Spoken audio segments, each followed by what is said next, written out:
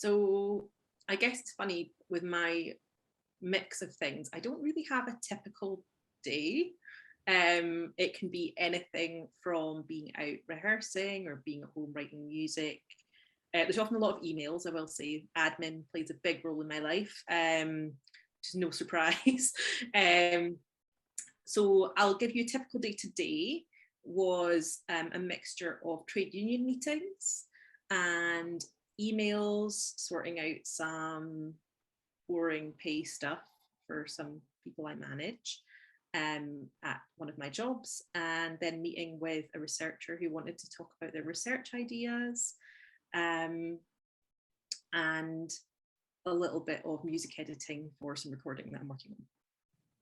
Cool. So that was a pretty varied day, but that's not what tomorrow will be like. That's not what the rest of the week will be like. It really does chop and change and vary for me. Okay, so at the moment I'm a freelance researcher. So although I did a doctorate, and that normally means people would often work in universities as researchers, I quite like being my own boss at the moment. So I've been working freelance for an organisation who look at equality, diversity and inclusion within music in universities and conservatoires.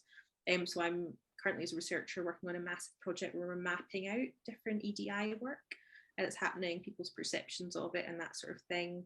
I'm also about to start a research project looking at trad music sector from a youth perspective.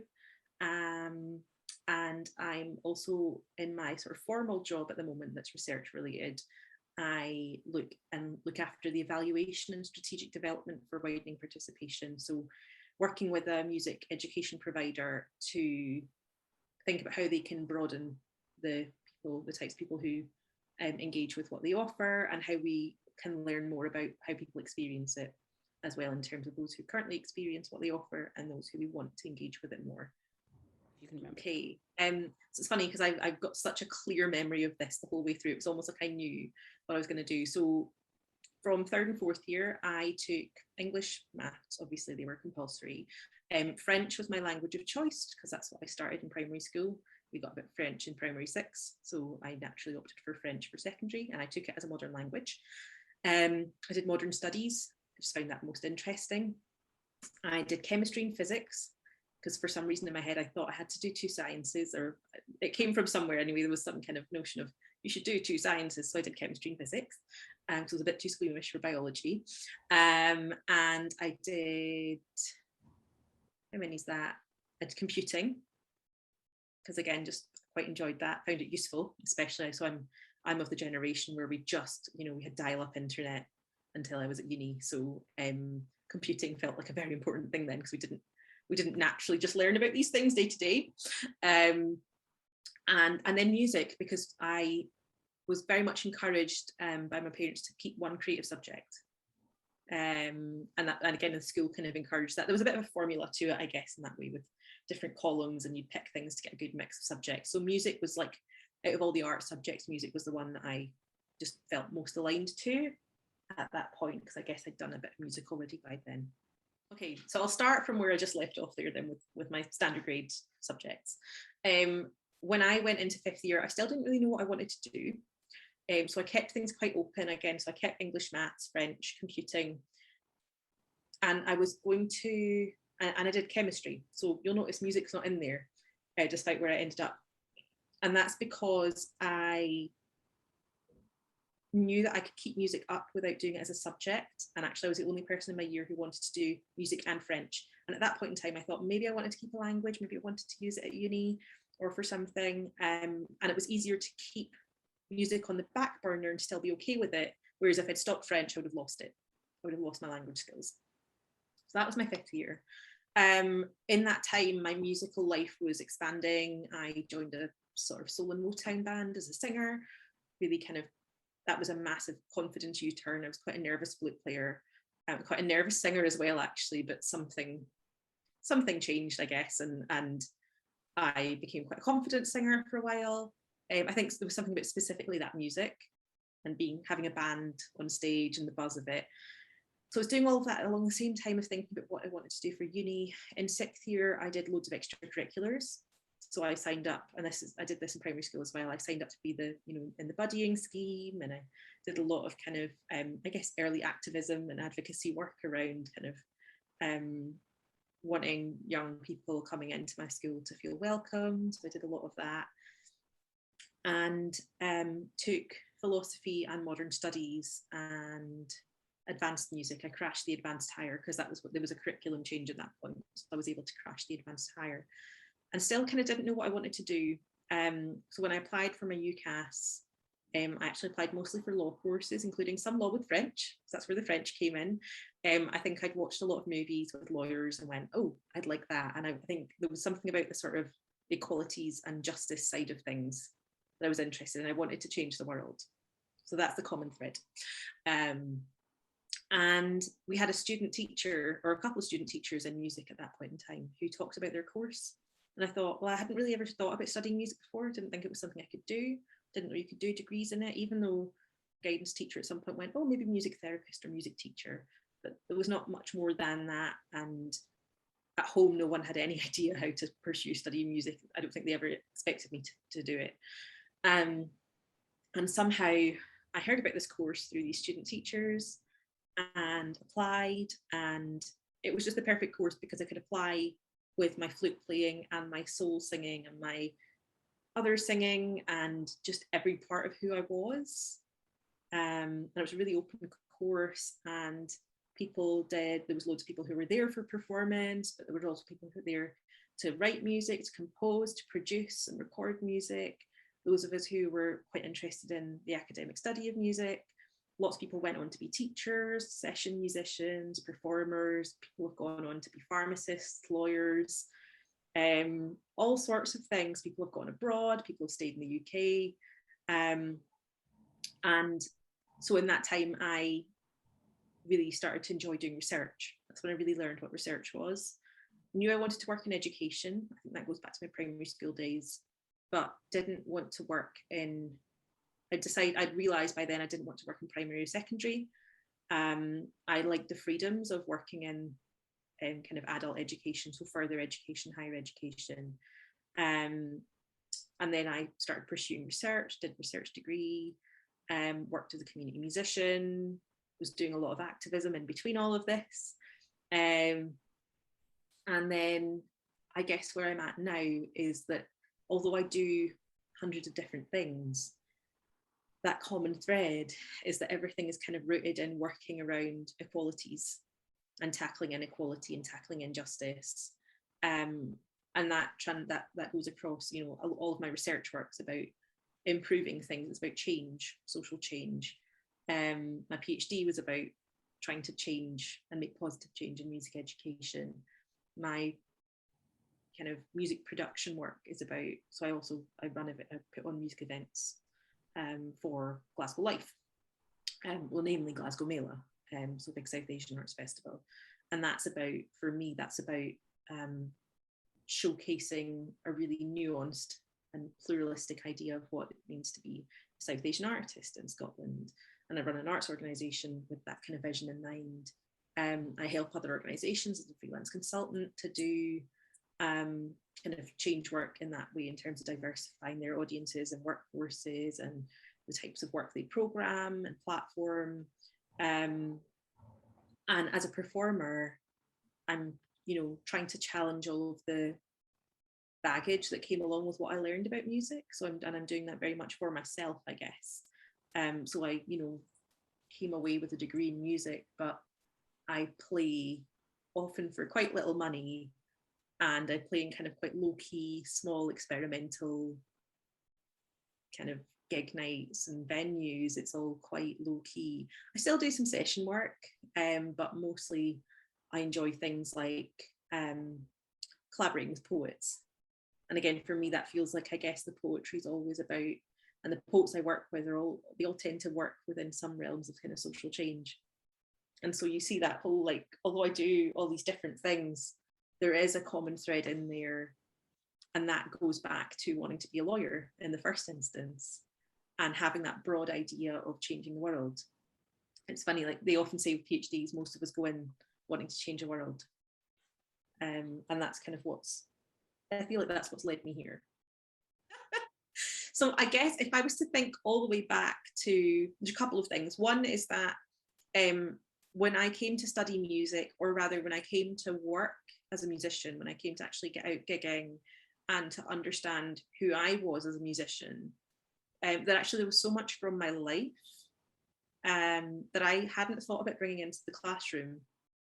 And so I had kept them really separate. So I think if there's one thing I want to share with everyone who's watching is that, you know, bring that stuff in, don't box it up like I did, because I think I would have, you know, that's where a lot of my learning came from, and I would have been able to use it a lot more if I hadn't kept it really separate.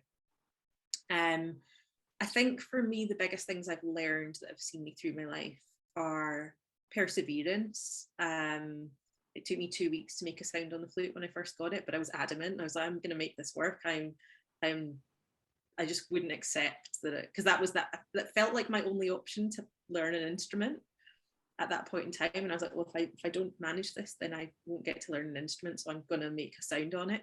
I also had to deal with having braces on for most of high school, and then again in most of my 20s. So that's been really, you know, from a learning an instrument point of view, was really challenging. And I think I got a lot of patience and again perseverance out of that, and, you know, learning to adapt. I learned that from that, and also doing a PhD, you really have to learn to adapt. I feel like I'm an entirely different person than I was when I started, purely just on being able to go with the flow a lot more.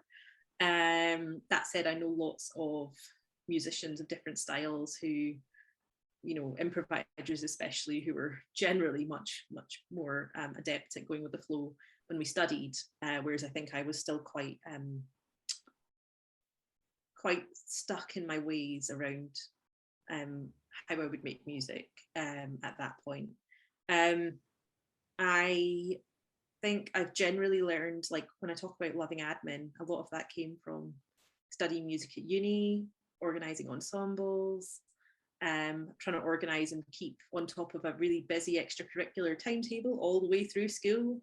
I know, I remember, I had very good time management all the way through high school, because I just wanted to soak up so many different things that were happening in music during lunch times and after school. I took on absolutely as much as I could, and ran a very tight ship in terms of fitting it all in and still getting everything done. So I think those time skills have been huge, because of course now I work running events. And so, you know, dealing with loads of emails, lots of meetings, lots of planning, lots of detail. What else? I think something that I'm realizing now more than anything is around kind of being able to express myself creatively. And I've been doing a lot of thinking recently about what I did learn from having that space in school. More than anything, I think music was a space where I could be me. And I think regardless of what I'd gone on to do, there was something that the music department or the music classroom allowed me to express myself in a way that I maybe couldn't in other subjects. And I think actually now that's kind of catching up with me in a really nice, positive way, as I kind of realise that it was about belonging, I think. And that had a huge amount more value than learning pieces or learning theory and all those things, although they've obviously got their value, but actually what I got from music was the belonging and the confidence that I could then apply in other things. I mean, I guess what's interesting is that, I mean, I've quite actively chosen this path of having many jobs. And in a way, I've kind of married that to the fact that I have those skills, but also, you know, having time management, project management, you know, good admin skills, good people skills. You know, again, I got that a lot out of feeling confident enough to be a people person when I was in music and sitting in band rehearsals and, you know, all of that. I mean, they're kind of essential for the work I do, but I think for me, that's allowed me to really marry up and match up what my strengths are. Because I would say that those are all things that I have strengths when I'm looking for new freelance contracts. I'm thinking, right, well, I'm really good at doing all the organizing things, you know, or I'm really good at some of the thinky things about doing research and some of the critical thinking work and being someone who used to always throw myself into anything that involved any kind of strategic planning. I was like on the yearbook committee at school. I was on, if I was running ensembles, things, I'd always be thinking about what are we going to do that's going to be really cool. And actually, that's a huge part of what I do now in terms of trying to come up with solutions and think about what the next steps are with different projects. So I think when I was in school, I didn't really understand the full breadth of what a career in the creative industries might look like. I didn't even really understand the full range of things available in education until I was at university myself, and I went, oh look, there's people teaching me, maybe I could be one of them. It's funny that we just don't, I guess until we're faced with it, we forget that those worlds exist. And so I think cut out all these pauses because I'm just going to think now. It's okay. I can't make that more elegant. Thinking absolutely fine. But so I'm just trying to think about the different avenues. I think a big thing for me that actually it's a decision that I'm currently weighing up a lot is about whether to keep being freelance and self-employed or opt for taking a job somewhere in the creative sector or in music or in education. And that for me it's a big thing to think about, really, is what works best for you, and really always thinking about what are your needs, where are the environments that you thrive the most. And that can be everything from whether you've got a particular skill set or knowledge base that will see you through and help you thrive in that, or just your personal needs as well. I feel like I'm at a place in my life where actually the flexibility of being freelance kind of counteracts the need for stability of having an employed job. And I'll still flip between the two sometimes, but I think for me, something I've learned is